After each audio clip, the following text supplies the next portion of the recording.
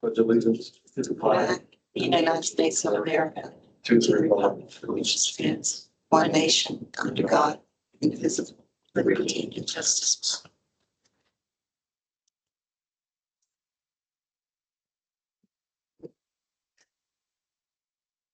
Steve, you want to give a video on our PMA certification? Absolutely. Good afternoon, everybody. I'm Steven Zubik, our Transportation Director here at Eastgate, and want to give just a really quick overview of something that we did throughout the day today. Had a very long day. We've all been in meetings since 9 o'clock. It's called our certification review. And really this reviews everything that we do as Eastgate, our partners, our public. You guys are kind of a part of that in the processes that occur here with CAB. But I'm going to just click through a few slides. You saw Lawrence was in here before. We had a public meeting right before this. We have comment forms over there. I'll talk about that. But what occurs, we're Eastgate, we're an MPO for the Youngstown area. In order to continue to be an MPO, we have to check all these boxes, make sure we're doing what we're supposed to be doing. Is our planning process accurate? Are documents all in order? Are we doing things we're supposed to do? So we go through this certification review every 4 years. That occurred today. We're in this public involvement period now. Like I mentioned, these were our reps from Federal Highway and Federal Transit. They're the ones who do the bulk of the work with this. They review what we're doing. They have these questions. We talk. Then they go and put together a whole entire, I don't know his slides. They put together a whole entire document, a review by October, and then I think share that with us, make sure that we're all good to go. These contact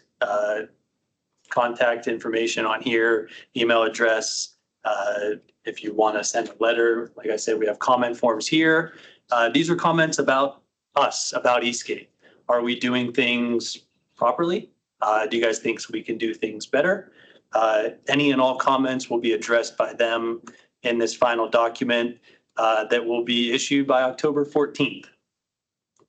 So again, you have until August 11th to provide any comments there. And this could be about any of the processes that we constantly talk to you guys about every month.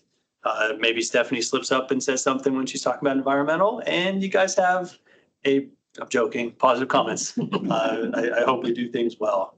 But just to give a quick overview, since Lawrence kind of did it before, what is this process I'm talking about? It's the things that you often hear from me.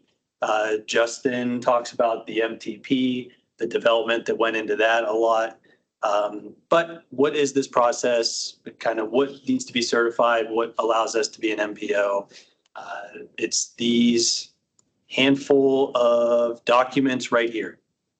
Starting from the top is our work program. I was here in February, March, April, all the months go together. I was in here one of those months to talk about what will we be doing at Eastgate over the next 12 months. That's what we do on a day-to-day basis. That's what we churn through products, projects. That's an annual basis. Next one that Justin talked about over the last 3 or 4 years is our Metropolitan Transportation Plan. This is a big document, and all these documents over there, physical copy if you want to check them out. This is a big document that encompasses a 20+ year planning horizon of projects into the future that we think could happen. It's kind of the starting point for stuff that you see happening today. Right below that, our Transportation Improvement Program. I've been in here a lot over the years talking about that. Joey's in here now. He'll be in here into the future talking about that. What that is then a smaller 4-year horizon. These are projects that are planned. These are projects that have funding attached to them. These are ones that will happen in the next couple of years. Below that, you see, I'll jump down to the congestion management process. That's something that ties to everything that we do. That's an all-encompassing document that looks at congestion in our area. It's not that bad, but looks at it and sees, is there ways we could do things better? Are there certain areas that we should focus on? Are our dollars being spent wisely? And then jumping back up to the public participation plan and our public involvement process in general, that's really where you guys tie in. That's where all of our documents are being reviewed. We have a draft document of this new plan that Eric presented on and we talked about either last month or 2 months ago. That's how we do things, how we reach out to the public, through emails, through the newspaper, through our social media, to receive comments from you guys on everything that we do. So that's all tying into all these documents, yearly basis, biannually, whatever it may be. So any comments on, those processes, how they've, maybe different experiences you've had in the past, those are all welcome. These just kind of go into the details that I kind of referenced. So this here, or I'll go back to this one. This was something that Lawrence from Federal Highway kind of sat on for a bit earlier with his presentations. Here's 10 things that we as an MPO are required to do. This is all encompassing. There goes into a lot more detail within the federal regulations, but our documents we put together, our information we provide, the way we go about doing things, follow all of these factors. But that's basically an overview. So we sat with these officials all day today, talked through a lot of our process, what we do, answered questions, showed off a lot of really cool devices that we use, a lot of tools that we use to help plan and make our communities a better place. That's really what it always comes down to. But if anybody needs this contact information, wants to send over an email with a comment, by all means, please do so by August 11th. Like I said, the forms are over there. If you want to fill out a form, leave it with Justin. We'll scan it and send it off their way. So any questions on what that is? It's a lot of information. It's really more so for us to make sure our planning efforts are up to par, that we're getting the right accommodations. We're not getting any negative corrections that we need to make. But in case there's any questions, that's a lot of information quick. Yes. That's a question, but I guess it's a question. Can you go back to the 10 things, the screen? I didn't finish reading it. Yeah, absolutely. Okay. Thanks. I'll make sure this presentation is available in the meeting summary as well, so you're able to access this information later. I have a question. Yes. I know you depend on the technical advisory board for the communities, the leaders or the people in there, but I think there's a lack of those people translating to city councils and whatever about what you do and how it goes. And I think that I don't know that you do this, so I might be presumptuous here, but if you could provide those people with sort of a talking points about what you provide, because people get confused. And I'm sure you get accused of doing this, that, and the other thing, or people expect that you do something you don't do. And I think that it would be good for people, especially like city councils and stuff like that, because I think that they just don't know how things work. Right. It's hard to disagree with anything you're saying there. I think that's a really good comment, and we do run into those issues at times. I don't know if there's a good way to address that. I think that's a great comment, something that maybe we take extra action. Do you have a brochure? We do. We have various information, again, but maybe we're not educating that But just in general, like what she was saying. Yeah, not so much. Yeah, I mean, those people understand it. I don't know how much people in councils and stuff understand it. And therefore the public doesn't really understand. And it's not hard, but it's, it can be confusing. Yeah, we had probably a 25-minute conversation about this tangentially with Federal Highway and ODOT about when we get changeover of elected officials. It's always a chore to figure out who those people are. How do you get in touch with them? And then what's the best way to educate them on all that we do? I know that Ed Davis does a great job through the OPWC program of touching base with all the township trustees and the fiscal officers and all of those folks. And I know you have that annual meeting and the luncheon or whatever, but that, it's not necessarily for talking points. I think it needs to be sort of. Yep. Yeah. No, I think that's, something that we'll definitely take in and, maybe there's a better way for us to all encompass what we do and kind of what our role is to share with those elected officials, share with council members, share with you guys, with everybody that knows a little bit more and can relay that information. We'll brainstorm and we'll talk with our communication specialists. Yeah, because I know when city council, new members come up, most of them are clueless about what's available out there. They don't even know what's in the city administration, let alone other groups such as this. So how you all connect to, in my case, Youngstown City Council, I live in Youngstown, and interact with them quite a bit. And that, how you connect with them to make that crystal clear. If you have a solution, I'd love to hear it. Why did the invite list to include legislative members for the video conferences that you have? Sorry, go ahead. Say it again. Why did the enlarge the invite list that you have, the video conference yourself into the meetings? They include legislative members also. We'd have to check. I'm almost certain that they're on that invite list. Yeah, maybe there needs to be some special targeting though. Yeah. Definitely. Yeah, I agree with that. And we've done things like open houses in the past where we've had a special day where we just kind of open our doors and have staff available to talk through all the different programs and really make an effort to bring those folks in and get a relationship built.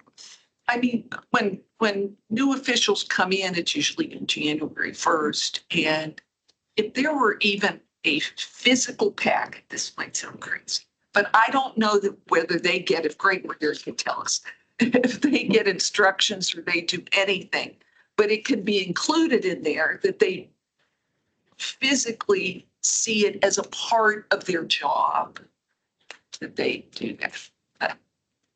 I think that's a great idea. And we have, you're right, January is when we're always sitting down trying to see who's new, who we need to speak with. It gives us 5 months probably to tackle this initiative. And then you don't have to organize about people's schedules or doing anything. It's just there and whatever, and meeting with the mayor, a new mayor is important, but not necessarily the third ward councilman or something. Yeah, and even just the value of them seeing the term Eastgate, even if they don't come to, let's say, a January training or whatever, open house.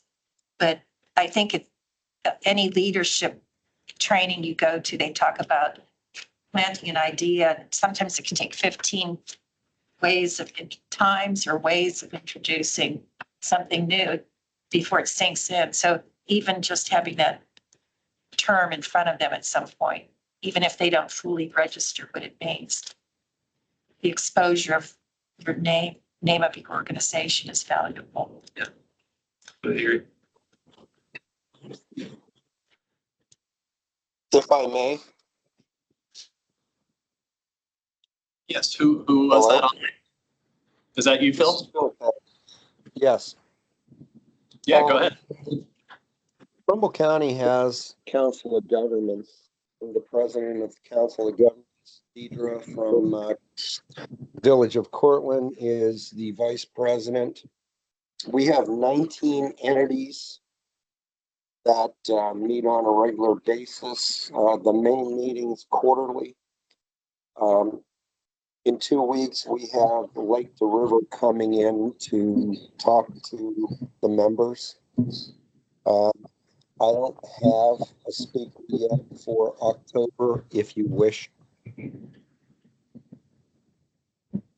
Feel free to send me the information and I can coordinate with our staff here and I'll talk with Jim and see if we can make someone available for that. Okay. Thank you.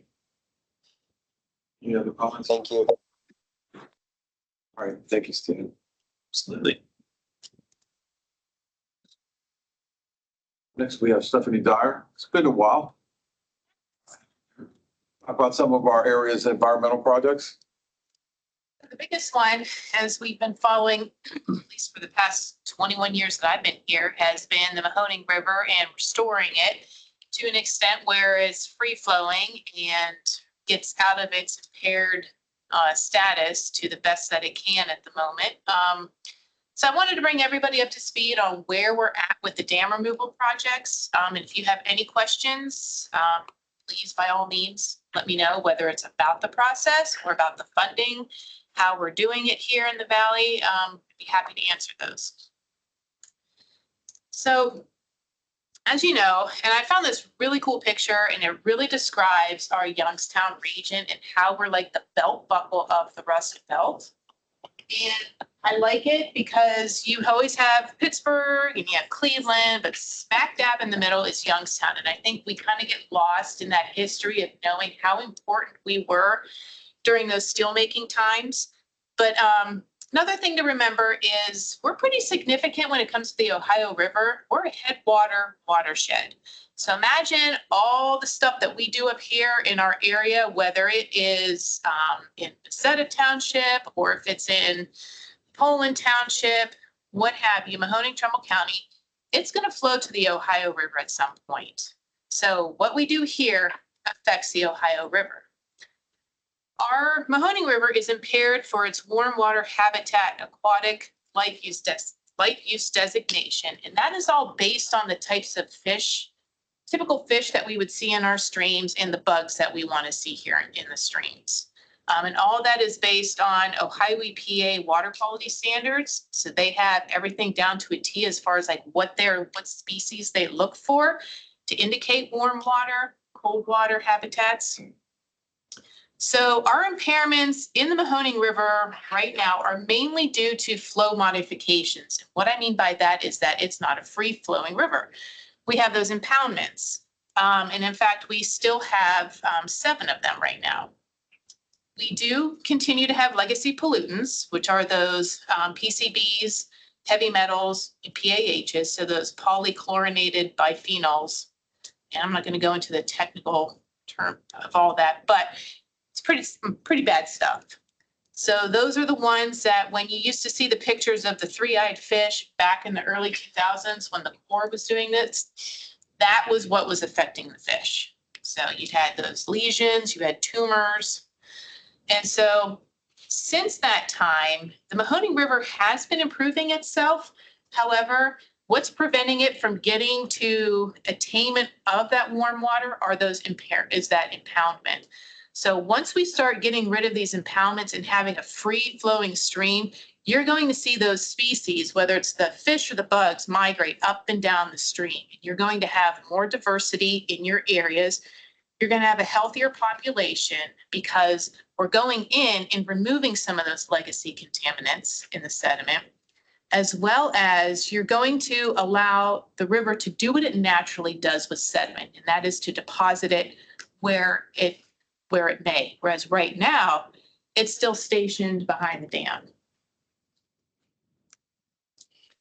So to date, we've secured over $23 million for this region to remove dam projects.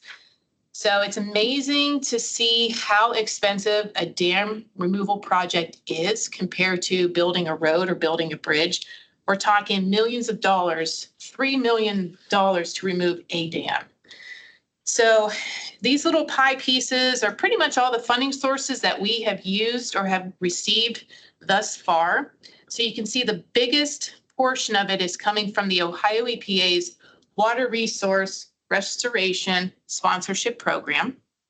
We have a bankruptcy settlement fund that was here locally, which was set aside for doing improvements in the Mahoning River.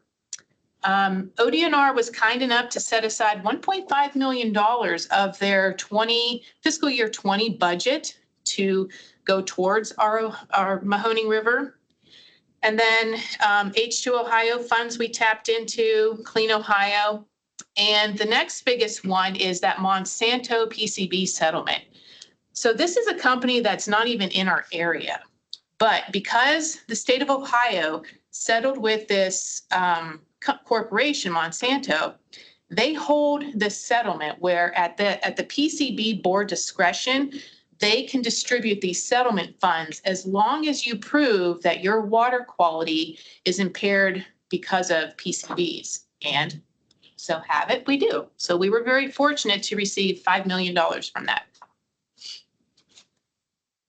So this is a little bit about the WRRSP program. There's about $15 million annually that the Ohio EPA has. It was created in 2001, and it is directly tied to another loan program. And I'll explain the really cool marriage between the two, but it's tied to a water pollution control loan fund program that is utilized by our wastewater treatment plants to do upgrades. So when they take out a loan from the Ohio EPA to do their upgrades, they are offered a chance to sponsor a restoration project throughout the state of Ohio. So somebody, a wastewater treatment plant in Dayton could sponsor one of our dam removal projects here in Youngstown. It doesn't matter. As long as the interest that they're gaining from their loan is enough to fund our dam removal project, it can be our sponsor. So you see, we're not using taxpayer dollars to do this. We are using this really cool program that the Ohio EPA thought of in 2001 to take that interest and put it back into our improved water quality improvements, not only through the loan, which is wastewater improvement, but on the other end, which is restoring our natural habitats in our streams. The LTV bankruptcy settlement funds was from August 20th, 2003. $4 million was allocated for the cleanup of the Mahoning River. So we worked with DEFA, or not DEFA, but the Division of Environmental Response and Remediation through Ohio EPA to get some of that funding released so that we can use it not only just where LTV was stationed along the Mahoning River, but also within our neighboring communities. So the city of Struthers received funding, the city of Youngstown received funding, and the city of Warren. Those three communities received bits and pieces of that $4 million that were allocated. So that funding went to help jumpstart a dam removal project by doing some initial analysis within the river to kind of get a better estimate as far as like what we're dealing with, what kind of contamination is in our sediment, how much contamination do we have. So some of that funding, which was a good chunk, went to help bolster our applications. Where did the rest of the 4 million go? So that was between all three. Oh, you said some of that. Oh, I meant that it All was of this, The yeah. 4 million, oh, it's Yeah. been dispersed. and Yes, used. Okay. every community received, the ones that I mentioned received a part of that 4 million. 4 million seems like so inadequate. When you divide it amongst, right, and Youngstown has, They did. right. Youngstown has 3 dams, and so the chunk that they received has to be spread out amongst 3 dam removal projects. So it seems like a lot, but it doesn't go very far. Yes. When Youngstown gets these funds, who do they get to remove the dam? Do they pay the Army Corps of Engineers to do it? No, so the Army Corps, what happens is when the city receives these funds through the Ohio EPA, they do what's called a design build project. So they will submit RFQs and RFPs, requests for qualifications and requests for proposals they submit, send that out there for anyone to apply. Once those applications come in, they're reviewed to see and to be chosen who will be the design build team. So that team, which consists of usually an engineering firm, consultant firm, the scientists that go into the stream and actually are studying and do the design work as far as, where we're going to dredge. It also includes the dredging company, and it includes the deconstruction company. So those that have the machines. And who reviews these proposals that come in? So the city will review, but they also have a review team. So they pick whoever they want on the review team. And Eastgate, myself, has been involved in Lowville and Struthers design, RFP and Q review. So we make sure that what they're proposing to do is exactly what we want for the river. So we've been pretty successful. The same group has been doing Struthers. The one that did Lowville came in and did Struthers, and that's the River Reach Construction Group. They're also doing Warren Summit Street Dam, and they were also hired to do the Canoe City Dam removal project. So they have a pretty big team, and they're moving on up the river. So, but there were other applicants that submitted, but based on the team's recommendations and scoring sheets that they use, they chose River Reach. So Clean Ohio was used for the city of Struthers to kind of offset their restoration. So the dam removal projects not only involve dam removal, as the name says, but it's sediment removal as well. And then once we're done with all of that, then you go back and you restore the river. So you try to restore the flow. You put in riffles and runs, natural habitat for the bugs and fish species to use to put oxygen back into the river. And you also try to channel some of the energy away from the banks to allow that area of the stream to heal. So this way you put most of the energy back into its channel. So those are some of the components of the restoration part, which comes at the end. The state biennium budget was divided up. We used 1.5 million for river restoration. So that was divided up amongst the city of Youngstown and the city of Warren, based on, because the city of Struthers was already underway. So we had two projects that were in the pike, in the queue, ready to go. And we used 500,000 of that to do a river corridor study. So that kind of led into what we have as our revitalization plan for the corridor. It also funded a hydrologic study for the Leavittsburg to Girard Dam Reach area.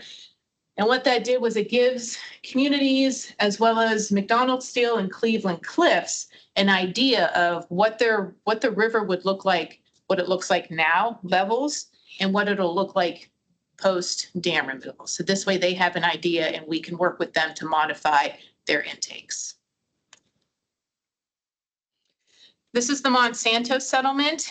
All of this funding is going towards the Main Street Dam Removal Project, and that's the one in Warren Township. So you have Leavittsburg, you have the Summit Street Dam, and then you have the Warren Main Street Dam. So that's the one right before Girard. So the Main Street Dam is also included, is also going to be used to help Cleveland Cliffs modify their pump stations, because they will continue to utilize the Mahoning River for their purposes, for their coke plant.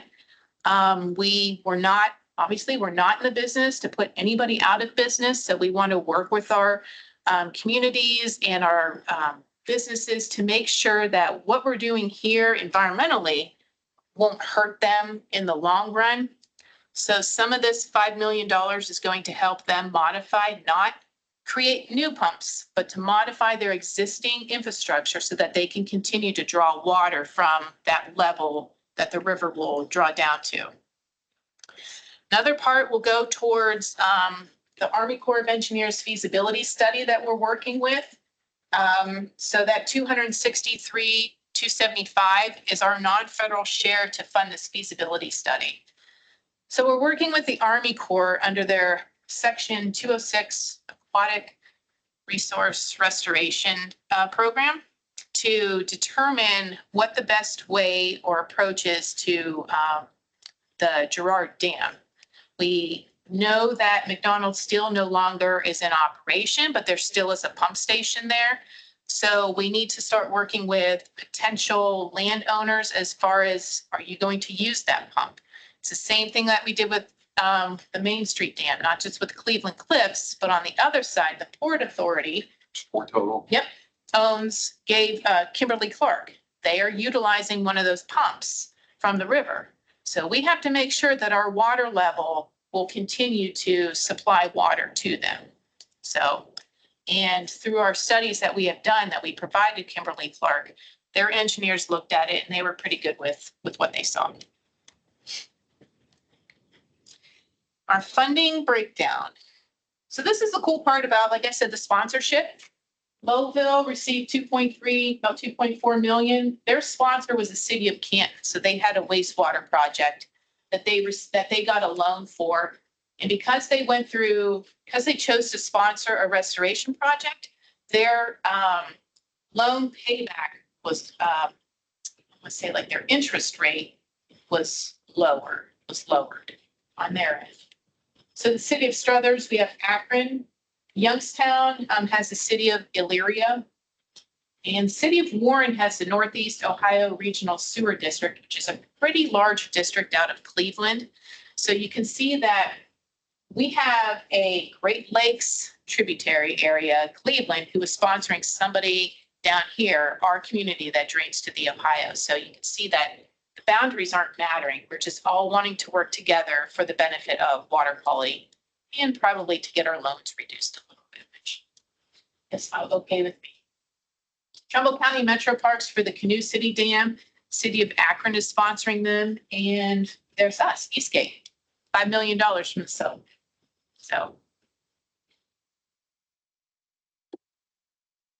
in all, as we all can gather around this, the Mahoning River restoration is we're restoring it, rebuilding a river that built our region. Any questions? And this is a site, this is the former site of where Struthers Dam was at. What about that ugly concrete? Okay, so when they go in and they study the river, if there's concrete walls there, they're not going to disturb them because there's no telling that if they remove it, then they're going to collapse, the banks will collapse. So it's better to leave those there. Yep. You've gotten the obstruction out, but you need those walls to support the banks. Is there anything they can do to beautify it? Because it's ugly. You know I've been what? down there, this is Struthers, isn't it? From this angle, it looks ugly. Well, I've been down there at the riverbank. It is ugly. You think so? Oh, gosh, yes. It's kind of a piece of history in a way, but I think Yeah, you're right. beauty is in the eye of.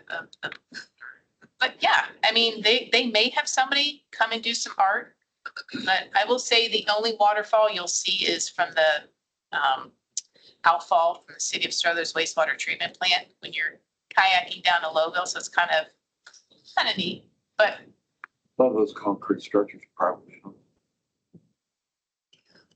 does that too. So I have one more yes, question. So Mill Creek here in Youngstown is a tributary into this Mahoning. And my understanding from different meetings I've been to is that, it pushes in a lot of, or dumps in a lot of pollution from the suburbs. So that negates probably some of the good that's being done in the actual Mahoning River. Is there any plans to remedy that? Where there's some money involved? Allocated. So the first tackle for Mahoning or for the Mill Creek main stem itself is to take those combined sewer overflows offline. And are you familiar with the combined sewers? Okay, so when we have the heavy rains, it's the wastewater treatment plant gets inundated, something is triggered and these flaps open where combination of stormwater and wastewater gets dumped into our streams. And unfortunately, Mill Creek is the one that receives the brunt of it. So the city of Youngstown is in charge of their long-term control plan. They are the ones that have to address that. They are federally mandated through their plan to address it. They did upgrade their wastewater treatment plant, as far as I know, to accept that additional waste. So it will be up to them to address those CSOs. But everything else from the watershed per se, so I would say from 224 south is a larger problem, obviously. I know that there's a stormwater district for Boardman that they're working to do some stormwater retrofits, but it takes an entire watershed and communities to come together to want to do something about Mill Creek. So I know the Metro Parks has been proactive with acquiring lands along the main stem and allowing them to regrow naturally. So when we have that, you're preventing development from taking place. A lot of the issues that we see in Mill Creek are coming from stormwater runoff. So it's working with our soil and waters to, talk to landowners to implement, whether it's the agricultural side that we see a lot of impact from.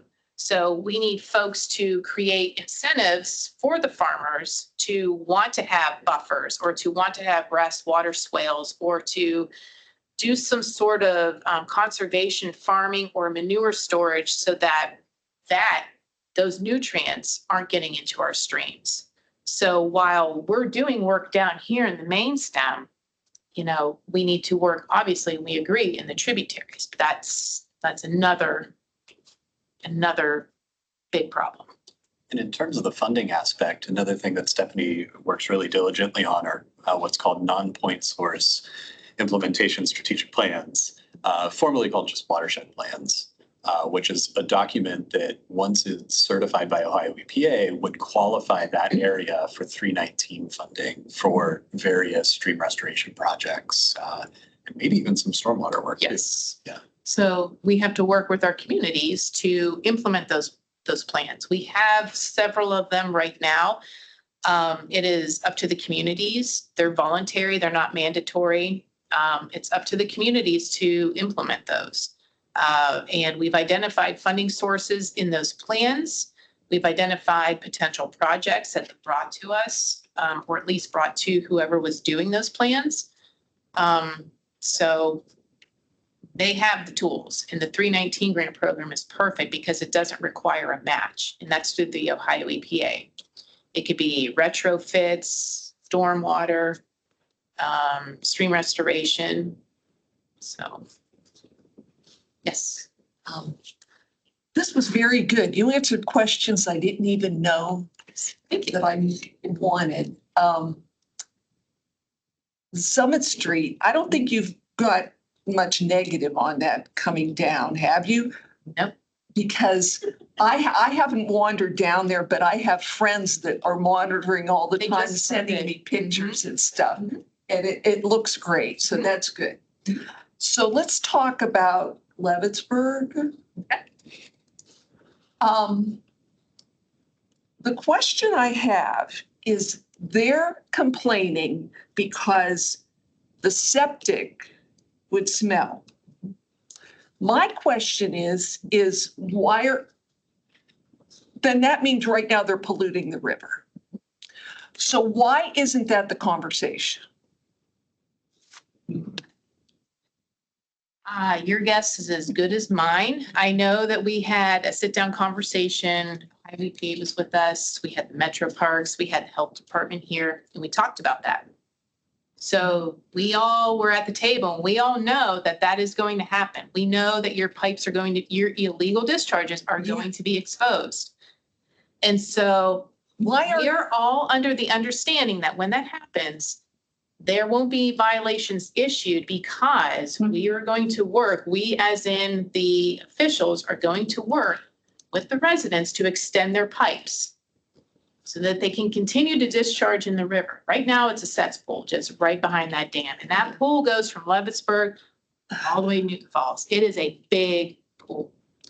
So sanitary sewer is coming. Sanitary sewer is coming. It is a huge. Right. Yeah, down, Yes.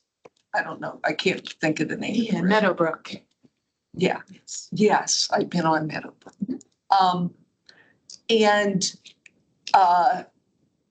I would write a letter to the editor, but I don't want to annoy some elected officials because I kind of need them.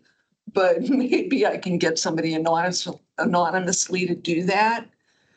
And also, I know that before, a few years ago, there was a big deal about septic things and changing them and stuff. Didn't some of that get rescinded through the state, that they changed the laws that you didn't have to change that out? Yes, so years ago, to fixed the solution.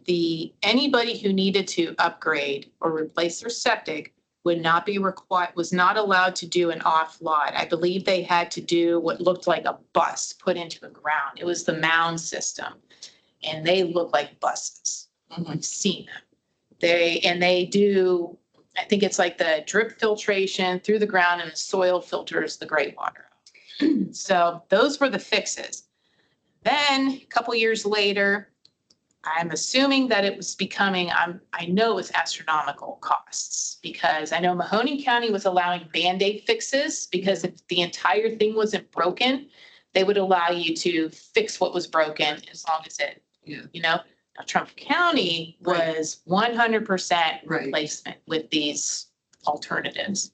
So now the new regs came in and they're a little more forgiving and allowing you to do more of the Band-Aids.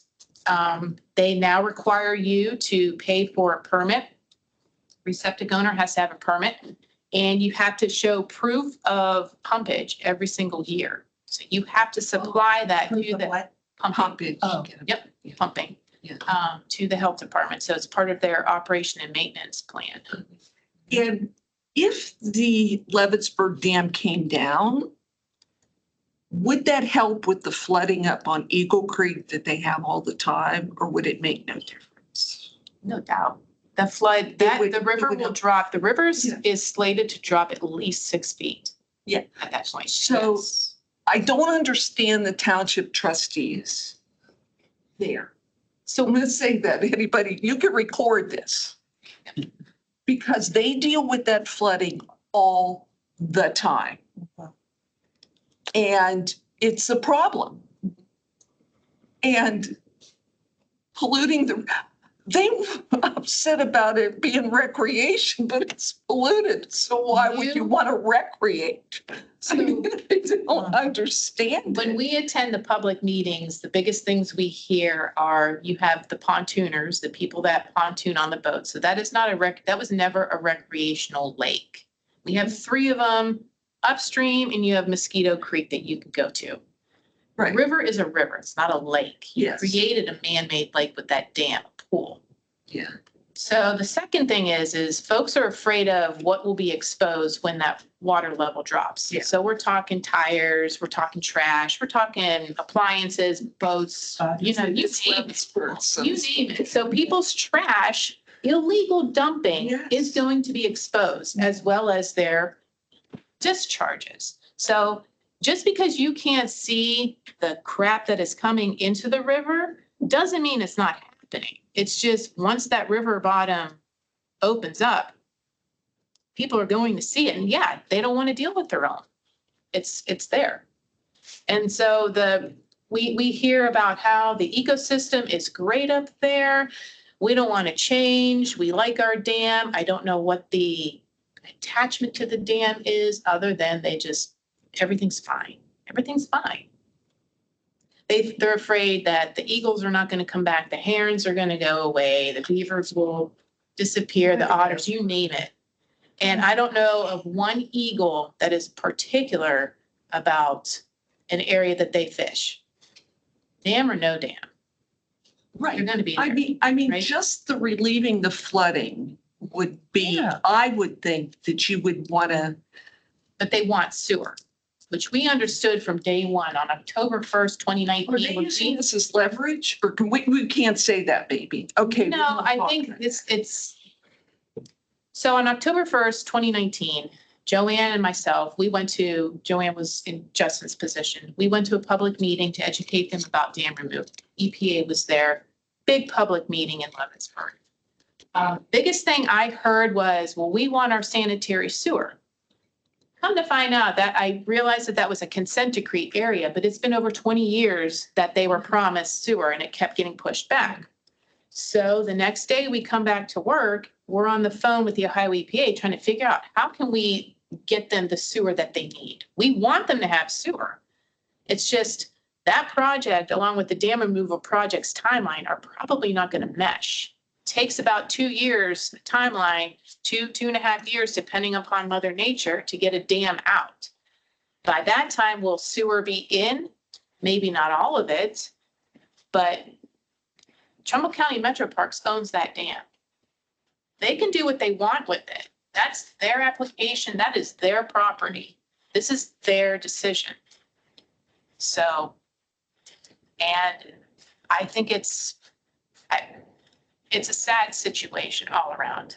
The pushback that Zach is getting, the negative stuff towards him that he's getting, and it's just, it's very, very sad. No matter how many times, I'm not sure we're being recorded, but no matter how many times we've talked to the trustees and even educated the county commissioners, it doesn't matter. It doesn't matter. So You're right, it doesn't matter. I'm hoping that the Summit Street Bridge, which is a couple miles away, when that is down and they see how that is, maybe they'll have a change of heart. well, that should alleviate some of the flooding in between, in between Leavittsburg and Summit Street. So that'll help that area. But loud and clear, their ecosystem is pretty healthy behind the Leavittsburg Dam. That's what they say. So the anglers. I don't know. I fished up there before. And I don't know how they get through there's a lot of debris. So that's So that's another, why, that's another issue that, Zach worked with the Army Corps to get a grant to remove some of that fallen woody debris. So, thank you. no, I'm done No, talking. but to the question, I didn't want to hog. No, my question was about Mill Creek Park. Sit there and dump sewage into the river and stream down there. I So see people fishing down here. Should they be eating it? there is a fish advisory. The state of Ohio puts out a fish advisory every single year, advising you of how many fish, what type of fish, how many you can eat per day. I haven't heard anything specific to Mill Creek as much as it is the Mahoning River. So, I can't say how many times those outfalls have been activated, but stuff settles. And I don't think I would be eating a bottom feeder. That's what I would say. Yes. So this problem with the exposure of the debris, all that trash, that would be a project to clean it up, right? It's just a matter of getting funding to do And that. there is funding. That's the other. There is funding. That's the other part is, if people who say that they do grants and write grants for their community, then you would know, or at least ask, hey, are there any grants out there that can help us with trash pickup? Yes, there are. H2 Ohio EPA has it. They're on the ball with this and we can help coordinate that. Should be a non-issue then. I think it gets to a broader thing that we face all the time with various projects, is that we follow a very evidence-based process for decision-making. And we're open to hearing differences of opinion and having conversations about concerns about how projects are facilitated.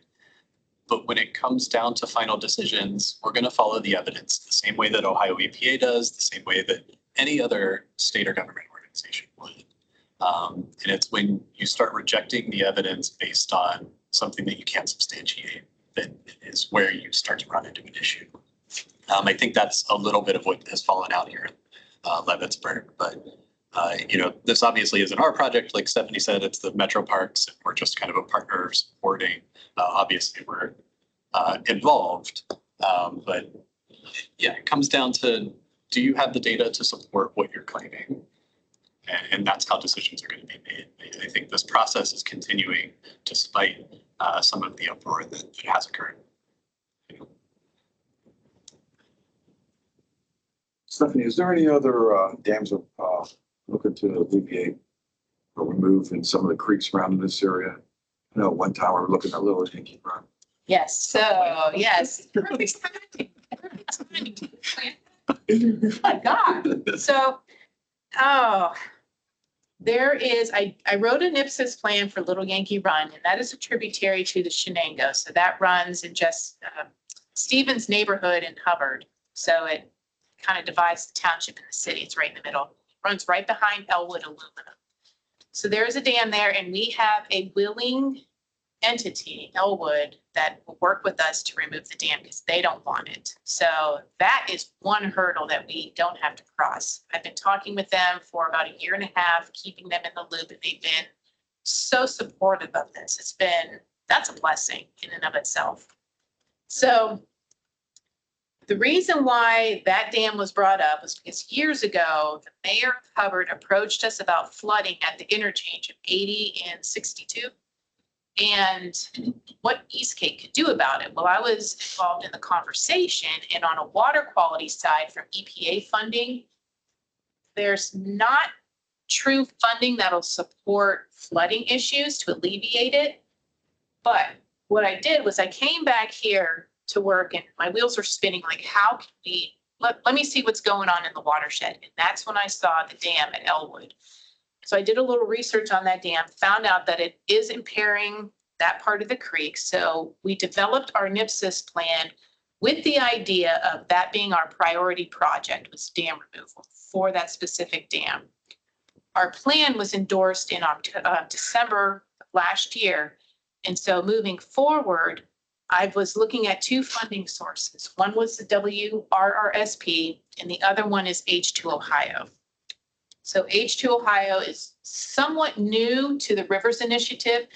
They're now opening up those dollars for dam removal. In fact, they're kind of advertising that they want to focus on dam removal projects. So the EPA and ODNR are both in this pot for dam removal through H2 Ohio dollars. It's a perfect match because of the fact that with WRRSP, there's a little more hurdles we have to jump through. Not that I don't want to, but it involves asking the industry to give us a little more land than what they really can give us as an easement. And so to make it less burdensome, because they've been such great partners, I think this H2 Ohio is the better route for all of us. And so I'm talking with the Ohio EPA. I just sent him an email today with some preliminary numbers on what it would cost to remove that dam, dredge the area, and restore the stream. So I think if we remove that dam, it's going to positively impact that interchange as well as the one tributary that is coming into it right up upstream of the dam. I think that's Mud Run. But yeah, that area receives such flashiness, and so that is my next project. Fingers crossed. Next time I come here, we'll have another dam project to talk about. Perfect timing, Kevin. Thank you. Yes. So much. You're welcome. I could talk all day about dams and water quality, so feel free to reach out to me anytime. All right, next on the General Policy Board, our next General Policy Board meeting is in September. So at our August meeting, we'll talk about what will move up to be expressed at that meeting with our representatives for the CAB. Justin, you want to talk about what happened at the tax meeting today? Certainly can. Scroll this here just so you can all see. Slightly abbreviated agenda today for TAC, but a lot of information packed into it.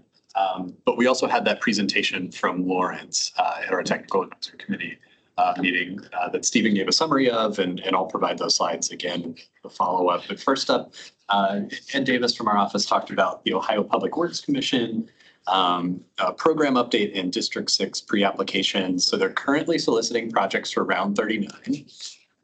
Pre-applications are due August 29th. So really getting this information out to the communities that utilize this program. One interesting note that he brought up is that this is the last funded round of the current program. The Ohio Public Works Commission is something that the voters decided on. It was issued to the last time they passed, and it's a 6-year authorization. So this is the last funded round for that authorization. The Ohio legislature would need to pass a renewal resolution, which they're hoping to get on the May primary ballot in 2025 for another 6 years. So more information on that is to come as those discussions continue. So we'll be sure to keep you in the know about how that's developing. Following that up, Grant Taylor talked about our comprehensive safety action plan, which we've had presentations over the last several months in here. We've had Grant giving updates on the progress of that. The document's in its final stages, just putting a bow on it, making sure all of the T's are crossed and I's are dotted. So the project team's cleaning that up and getting ready to prepare the final report, which will provide local communities specific recommendations for priority areas identified through the analysis and set up future projects that can seek funding for implementation. So some of our next steps is that we're targeting additional planning funds called supplemental planning funding through the Safe Streets for All program this fall. So we're working with our local communities to come up with ideas for how that could take place. And then looking ahead even further out, we want to target some construction dollars to actually take these projects that have been identified through this planning process and make them happen. Let's move some earth, get these safety projects in the ground so that we improve the safety of our transportation network. Slightly related, similar topic. Tricia came up and gave an overview of the Safe Streets demonstration project that is taking place. There's a flyer for that in the agenda packet on the back page. That's taking place just down the street from here, like a block or two further down Federal Street. They're going to demonstrate what a road diet would look like on that portion of Federal Street.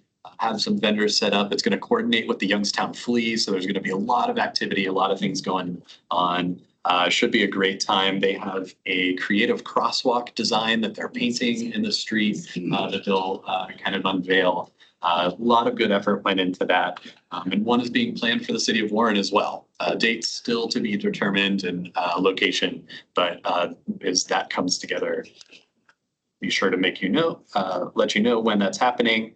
The last thing Tricia updated was the Ohio Commuter Challenge, which is going to take place in September on our platform, Go Ohio Commute. So that's our commuter assistance platform. And we'll have more information as we get closer to that, but that's being coordinated across the entire state. All of the MPOs that work on that program have gotten together and want to really promote that. Ed Davis then came back up and gave a review of pavement condition ratings for functional classification roads. So every 2 years, ODOT conducts pavement condition ratings for all of our functional class roadways, which are all the roads in our area that are eligible for Steve and Joey's pots of funding. Essentially, that's an evaluation of how deteriorated the pavement condition is. So our local communities take this data and use that to prioritize the roadways that they want to seek funding for resurfacing projects. It's a really evidence-based way to make decisions about which projects to take on. So really interesting data. I think that'll find its way on our website soon in some form or fashion. And I'll be sure to point you in the direction if you're curious and picking through that information.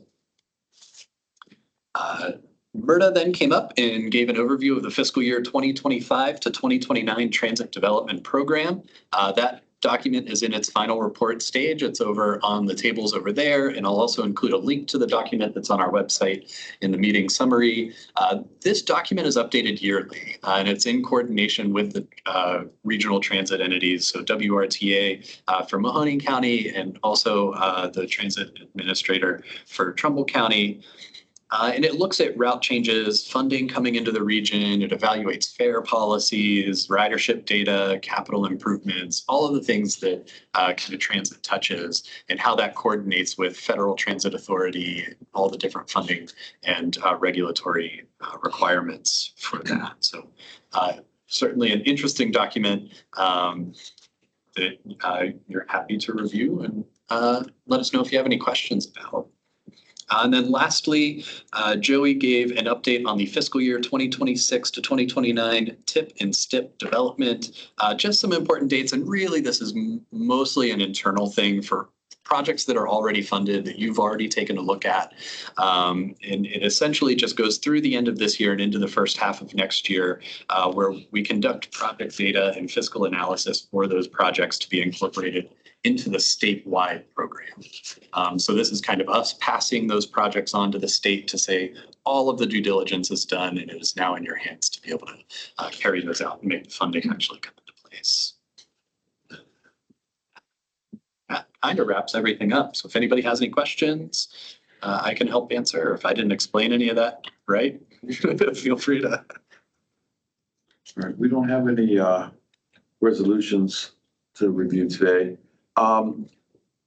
Next month's meeting, we're going to resurrect our conversation about the CAB's bylaws. So we'll put that back out there and some of the comments that we've had with that. Any other questions or comments that we have? Yeah, I'd like to say something nasty.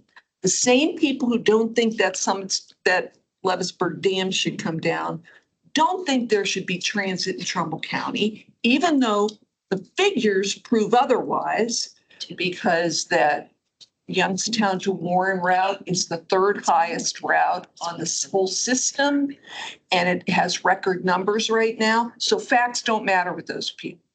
Just leave it there. Facts don't matter. You know, there's an old saying, you cannot reason with the unreasonable. Here you go. There you go. Wow. That's it. I ran it. I had a comment too, if now's the appropriate time. Yeah, go for it. Okay, thanks. Well, my main thing is advocating for the Mahoning River Greenway and for hike and bike connectivity for the Mahoning Valley through Youngstown.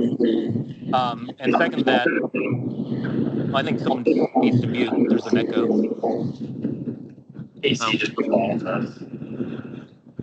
Yeah. We can hear you fine in the room. AC just kicked off, so it might be coming from us. Okay.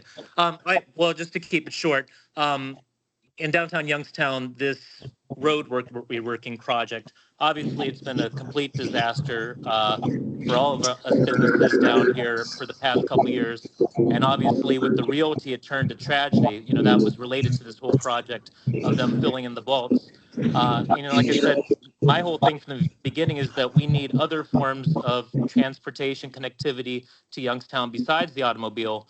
This is a project, I get it's kind of like a smart road or whatever, that's kind of a road diet or whatever, but it still relates to automobiles. It makes it more difficult to get down here. There's still no parking signs or anything like that downtown Youngstown.